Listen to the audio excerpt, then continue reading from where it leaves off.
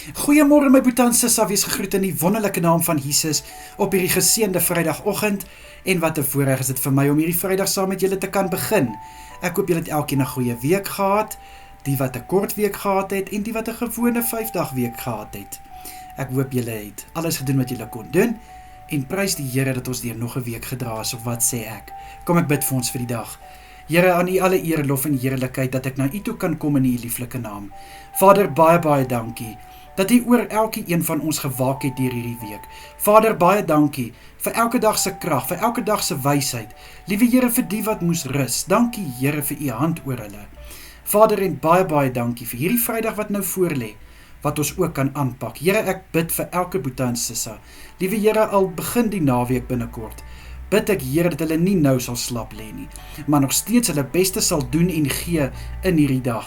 Vir die wat by die werk is, bid ek Here dat hulle beste sal doen en gee, dat hulle dag suksesvol sal wees, en ek bid vir krag en vir wysheid in alles wat hulle moet doen vandag.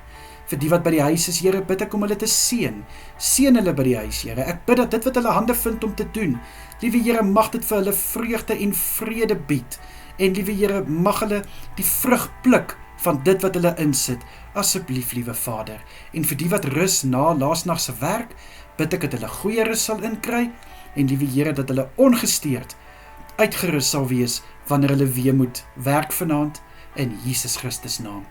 Liewe Here, ek wil ook vra dat U asseblief elke boetie en sissa sal beskerm deur hierdie dag, en ek bid dat U elkeen sal veilig hou, waar hulle self bevind. In die kosbare naam van Jesus is dit my gebed. Amen en amen.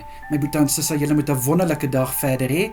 Kyk mooi na julleself, wees geseënd, tot vanaand toe.